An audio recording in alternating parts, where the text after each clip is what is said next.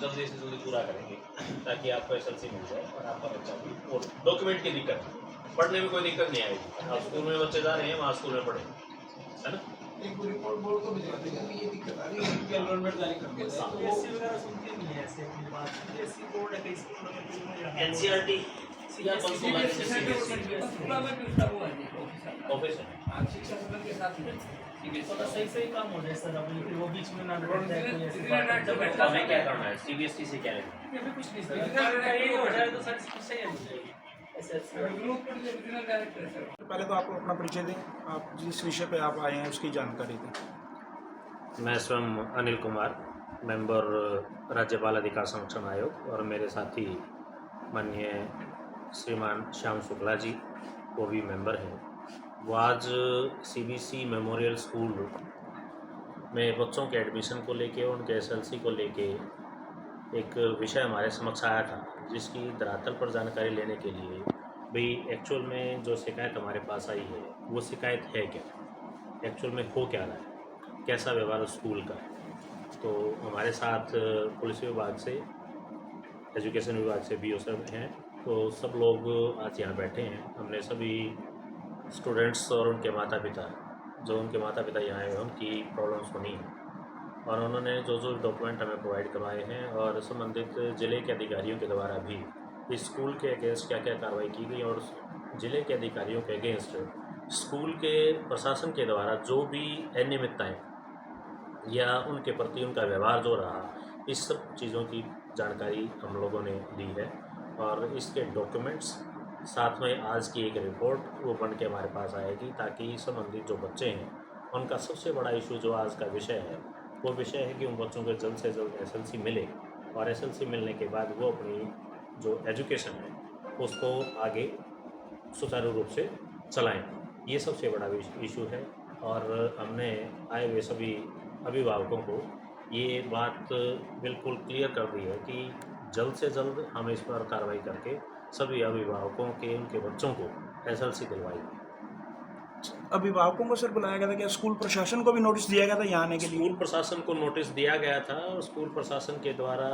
Email, आयोग की जो ईमेल है उस पर भी कुछ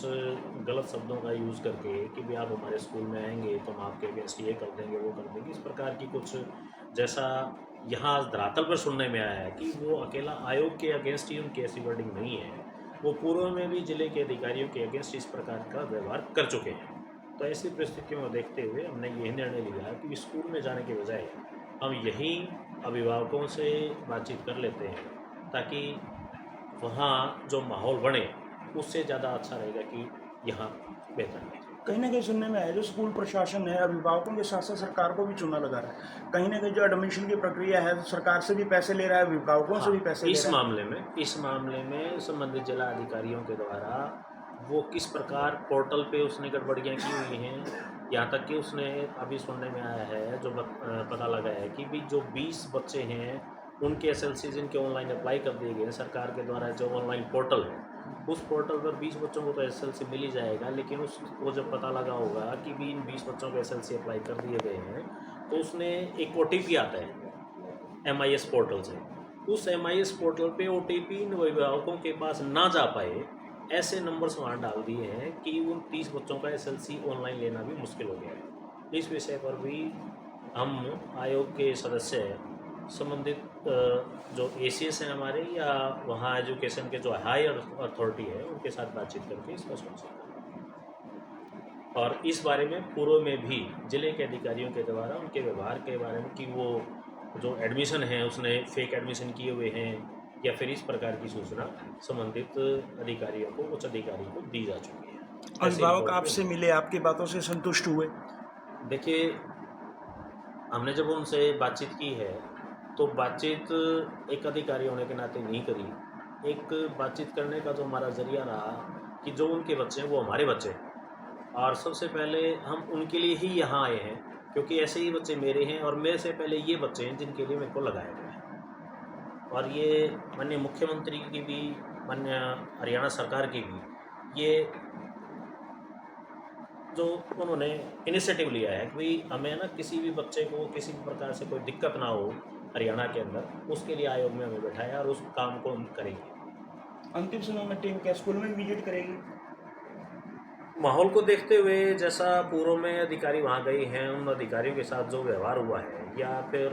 जो अभिभावकों ने बताया कि भी वहाँ इस प्रकार की घटनाएं घटती हैं, तो उन चीज़ों को देखते हुए हमें नहीं लगता है कि भी हम स्कूल की विज़िट करें। जितनी भी रिपोर्ट्स हमारे पास हैं, उन रिपोर्ट्स के आधार पर हम आयोग से उस बंदे को, स्कूल के जो डायरेक्टर हैं या फिर जो भी उसका प्रशासनिक अमला है स्कूल का, उसके लिए नोटिस जारी करवाएंगे। उनको वहाँ आयोग में ही बुलाएंगे ताकि वो विद डॉक्यूमेंट्स वगैरह सारी चीज़ लेके वहाँ प्रस्तुत हों, और साथ ही साथ अगर वो नोटिस से भी नहीं आता तो उनको सम्मन जारी करें, और नहीं आएंगे तो उसमें फिर जो आयोग के द्वारा लीगली कार्रवाई बनती है अंडर जेज एक्ट या फिर अन्य एक्ट के थ्रू, वो हम उनके खिलाफ करने की जब यहाँ के रिकमेंडेशन सरकार को और उच्च अधिकारी को भेजेंगे। जब यहाँ के अधिकारी उस स्कूल की आपको पूरी जानकारी दे चुके थे, सब कुछ बता चुके, तो आयोग ने वहीं बैठे इसके लिए स्कूल के खिलाफ कार्रवाई क्यों नहीं की? एक्चुअल में आयोग के पास इतनी जानकारी जो आज धरातल पर आकर हमने ली है, इतनी जानकारी आयोग को नहीं थी। इसीलिए आयोग ने आज यहाँ दौरा किया, सभी अधिकारियों से बारीकी से बातचीत करी, भाई क्या क्या कार्रवाई चल रही है, इसमें क्या क्या आपको जवाब मिला है। तो वो सारी शिकायतें हमने आयोग के जो माननीय सदस्य BO साहब को उनको दोबारा से दी है। और स्कूल प्रशासन का जो रवैया अभिभावकों के प्रति है, किस तरीके से बदतमीजी की जा रही है, बच्चों के सिलसिले दी जा रही है और गाली गलौज किया जा रहा है, वो सारी चीज़ें आयोग के सदस्य को हमने बताई। जो अब आयोग ने जांच करी, आपसे सारे डॉक्यूमेंट्स लेने के बाद आयोग ने क्या कहा, कितने दिन का आपको समय दिया गया? आयोग के माननीय सदस्य ने कहा सर, हम जल्द से जल्द 15 से 20 दिन के अंदर अंदर इसका पूरा का पूरा समाधान कर देंगे, और जो भी शिकायतें आप लोगों ने हमें बताई है इस संबंधित हमें ऑलरेडी भी स्कूल के प्रति ऐसी शिकायतें मिली कि उनका रवैया अच्छा नहीं है। और प्रशासन के जो लोग थे उन्होंने बताया था, पुलिस के अधिकारी थे, उन्होंने बताया कि भाई जो स्कूल का संचालक है बहुत ही बदतमीजी तरीके से पेश आता है, महिलाओं के साथ मारपीट भी करेगी, ऐसी शिकायतें भी हैं। बरवाड़ा थाने के अंदर मुकदमा दर्ज हुआ है, वो शिकायतें भी हैं। ओवरऑल उनका ये कहना है कि भाई हमारे पास भी ऑलरेडी शिकायतें थी, बट हम ये चाह रहे थे कि धरातल पे एक बार जाके पेरेंट्स से मिले और उनकी समस्या को एक बार अच्छे से सुने, ताकि किसी भी तरह की कोई कमी ना रहे, और पूर्व में जो भी शिकायतें हैं वो अटैच करके फाइनल रिपोर्ट बना के माननीय मुख्यमंत्री महोदय जी से मिलकर कह रहे थे कि हम इसको बंद करवाने का काम करेंगे, ताकि किसी भी बच्चे का भविष्य आगे से खराब ना हो। आयोग ने आपकी सारी बात सुनी, आपको क्या लगता है कि आयोग आगे कार्रवाई सही तरीके से करेगा? देखिए सर, जैसा कि मैं पिछले काफ़ी सालों से, मतलब पिछले 1.5 साल से इस मामले में, स्कूल वाले मामले को देख रहा हूँ, और इस मामले में भी मैं मेन शिकायत करता हूँ। एक तरह से हमने बहुत जगह शिकायतें की सर, मंत्रियों से हम मिले हैं, बट पहली बार ऐसा लग रहा है कि आयोग ने बहुत ही अच्छा स्टेप लिया है एक, और उनकी बातों से ऐसे हमें संतुष्टि है कि शायद अब की बार इस पर फाइनल कार्रवाई हो जाएगी और हम लोगों को न्याय मिल जाएगा। आपको क्या लगता है SLC के जो मामले में आयोग की यहाँ टीम पहुँची है, उनकी जांच कहाँ तक सही रही?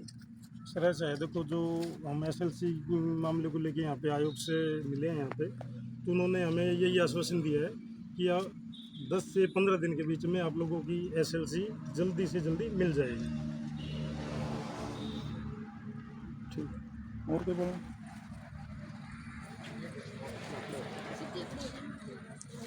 आज जो आप अपने बच्चों की शिकायत लेकर आयोग से बातचीत हुई, आपको कैसा लगा? टीम संतुष्ट हो आप? उन बातों से संतुष्ट हो जो उन्होंने आपसे पूछी है और आपने उनको बताई है? आपसे भी पूछा गया कि नहीं पूछा गया? कितने दिन में स्कूल का लिविंग सर्टिफिकेट मिल जाएगा आपका? जैसे